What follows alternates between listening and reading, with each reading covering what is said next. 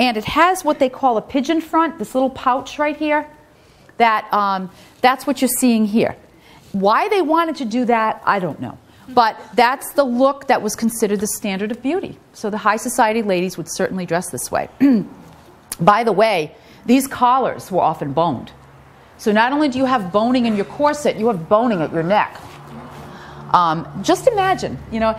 And the one good thing about this is that you could never slouch.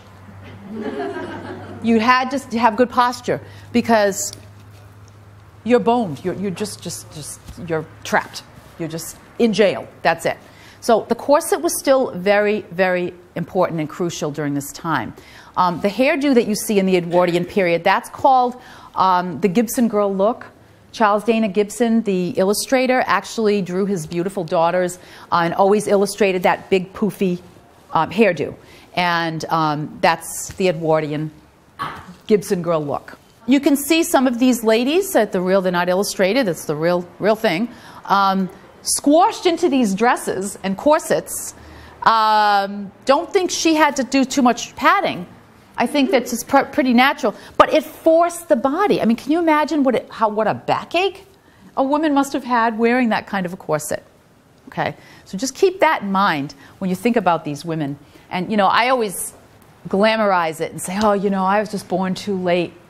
I should be, you know, I would have loved to have dressed this way. But the reality of it, you can see me running for the train to go to Boston in that kind of a getup. That wouldn't work. Or trying to sit down. Or trying to sit down would be really fun, yes. Okay. Fortunately for most of these women, by 1908, roughly, a whole new silhouette came about. And this leads us into the Titanic era. Much, much straighter. No more S-curve. What they emphasized is not so much the waist as a really smooth hip line. So very straight, and you still had a low bosom, but not as low as it had been in Edwardian. It's starting to come up a little bit. Just not as high as they might be today, but it's starting to move up. And what's happening is the waist is moving up. So you're going to see more of an empire or empire line anywhere between right under the breasts to right above the waist. So you've got this little leeway here. And a lot of the dresses you see in Titanic have that line.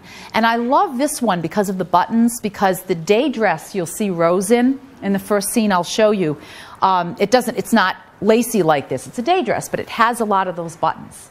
And I just